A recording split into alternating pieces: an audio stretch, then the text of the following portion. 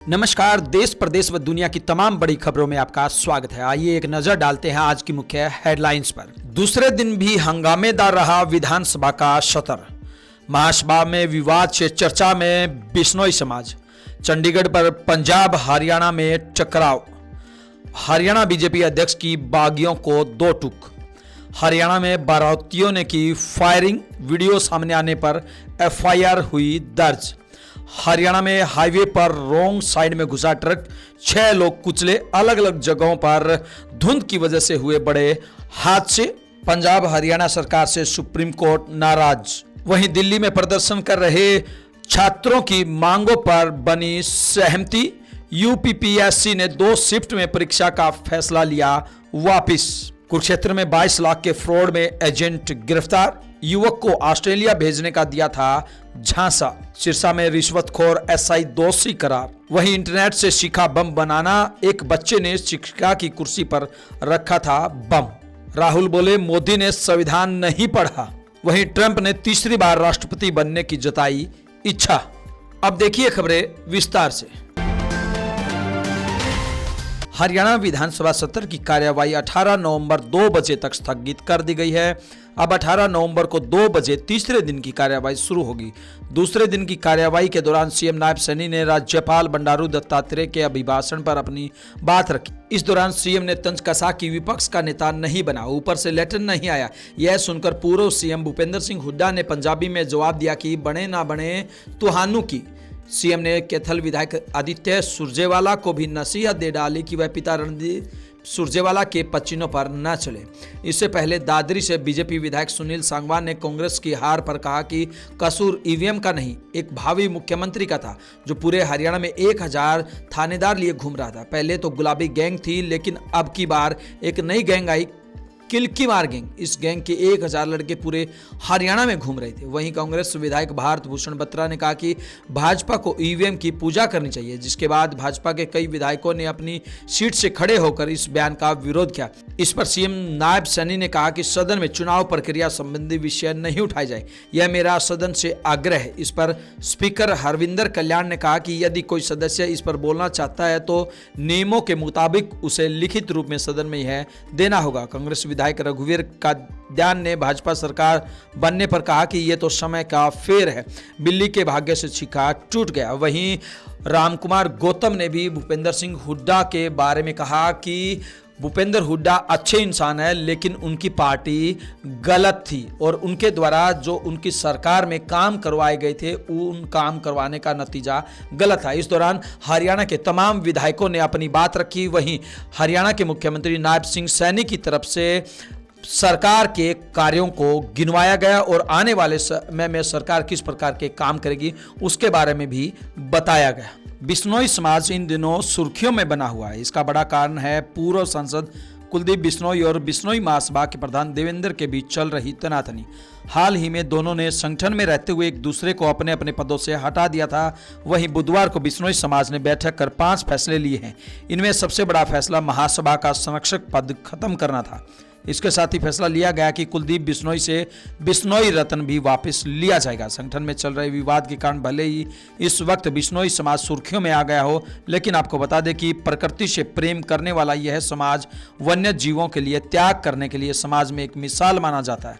बिश्नोई महिला हिरण के बच्चे को अपना दूध पिलाती है, पेड़ बचाने के लिए वह सिर तक कटा देते हैं। उनके यहाँ शादी में दूल्हा दुल्हन फेरे तक नहीं लेते। हरियाणा की नई विधानसभा के लिए चंडीगढ़ में जमीन देने को लेकर घमासान मच गया है। हरियाणा में भाजपा की सरकार है, इसके बावजूद पंजाब के भाजपा प्रधान सुनील जाखड़ ने इसका विरोध जताया है। जाखड़ ने सीधे प्रधानमंत्री नरेंद्र मोदी से इस मामले में दखल देकर जमीन की अलॉटमेंट रुकवाने की मांग की है। पंजाब की आम आदमी पार्टी, कांग्रेस और अकाली दल ने भी इसका विरोध किया है। वहीं हरियाणा के परिवहन मंत्री अनिल विज ने पंजाब सीएम भगवंत मान को लेकर कहा कि चंडीगढ़ पंजाब का तब है जब हिंदी भाषी क्षेत्र हरियाणा को दे दोगे। वहीं हरियाणा से भाजपा की राज्यसभा सांसद किरण चौधरी ने कहा कि चंडीगढ़ किसी एक की बपौती नहीं है। बता दें कि हरियाणा विधानसभा की नई बिल्डिंग बनाने के लिए केंद्र सरकार ने 11 नवंबर को गजट नोटिफिकेशन जारी किया। हरियाणा को चंडीगढ़ के आईटी पार्क के पास जमीन मिली है। यह एरिया पंचकुला से सटा हुआ है। हरियाणा बीजेपी अध्यक्ष मोहनलाल बड़ोली ने पार्टी छोड़ने वाले बागियों को भाजपा में एंट्री से साफ इनकार कर दिया। शुक्रवार को रोहतक पहुंचे बड़ोली ने कहा कि अभी किसी को ज्वाइन नहीं कराया जाएगा। पार्टी के पुराने नेताओं के अलावा दूसरे दलों के नेताओं को भी शामिल नहीं किया जाएगा। बड़ोली ने रोहतक स्थित भाजपा के प्रदेश कार्यालय मंगल कमल में सदस्यता अभियान 2024 की मीटिंग में हिस्सा लिया। उनके साथ भाजपा प्रदेश महामंत्री सुरेंद्र पुनिया व संदीप जोशी तथा पूर्व मंत्री मनीष ग्रोवर आदि भी उपस्थित रहे।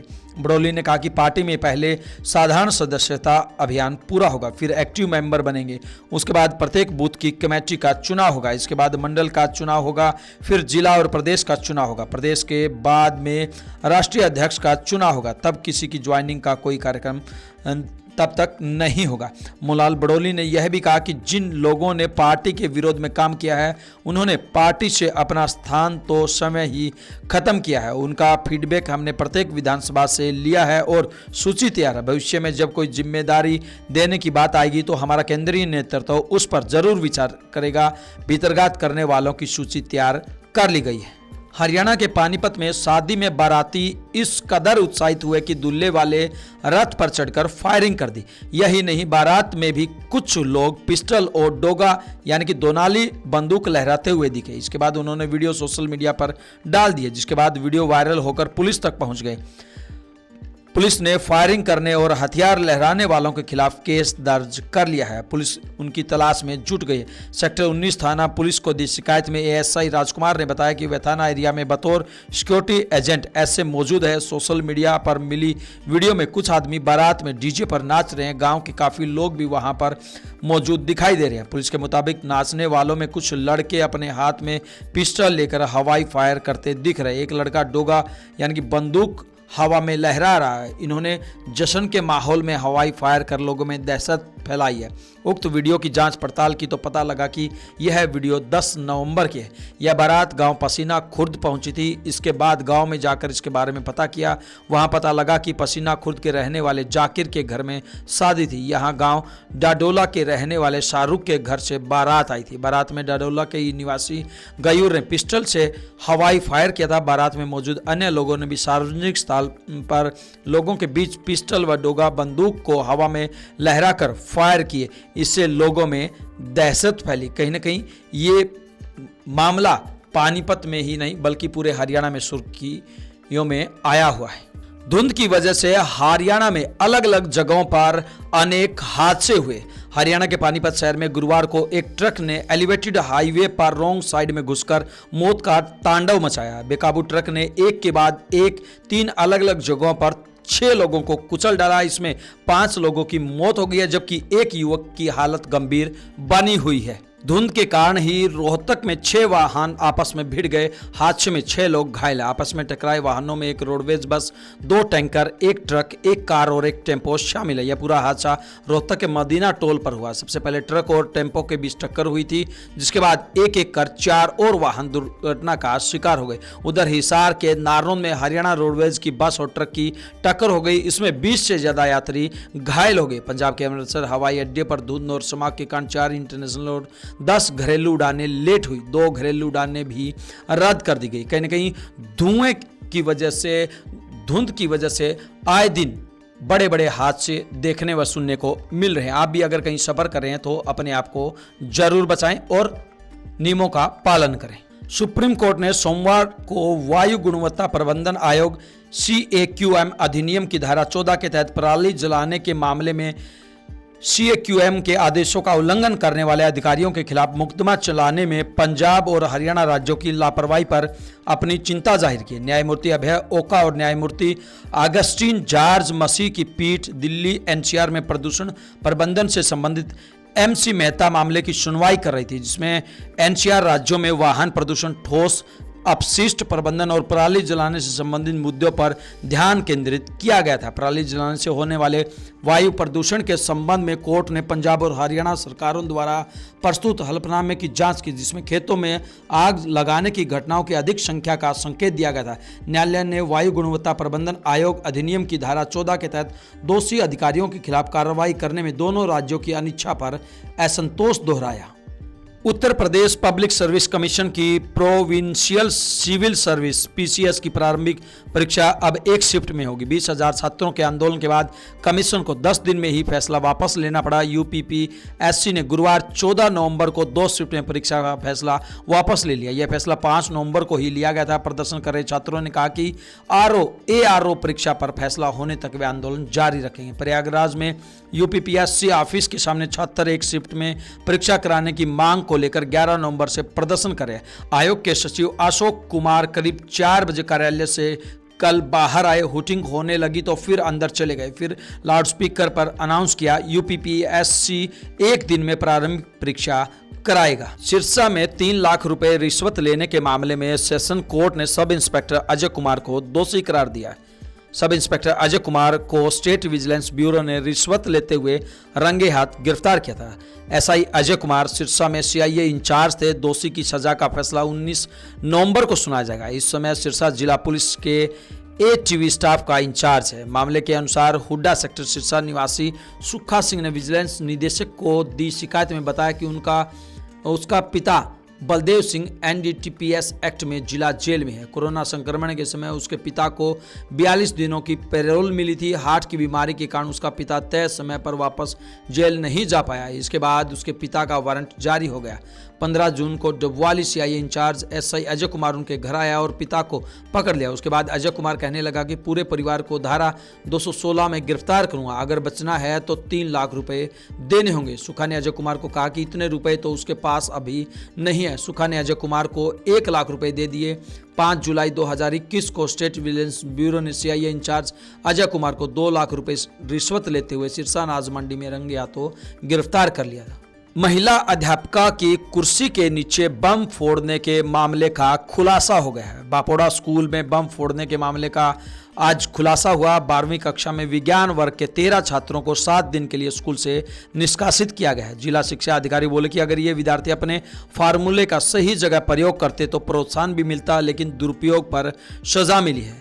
भिवानी जिले के गांव बापोड़ा के राजकीय वरिष्ठ माध्यमिक विद्यालय के रसायन विषय की शिक्षिका की कुर्सी पर बम फोड़ने के मामले का शिक्षा विभाग ने खुलासा कर दिया। इन छात्रों ने इंटरनेट से बम बनाना सीखा था। एक छात्र ने शिक्षिका की कुर्सी के नीचे बम लगाया तो दूसरे ने रिमोट दबा दिया। इस मामले में विद्यालय के ही 12वीं के विज्ञान संकाय के 13 विद्यार्थियों की संलिप्तता उजागर हुई, इसलिए उन्हें 7 दिन के लिए विद्यालय से निष्कासित करने की सजा दी गई है। राहुल गांधी ने गुरुवार को कहा कि प्रधानमंत्री नरेंद्र मोदी ने कभी संविधान पढ़ा नहीं है, इसलिए उन्हें लगता है कि संविधान की लाल किताब खाली है।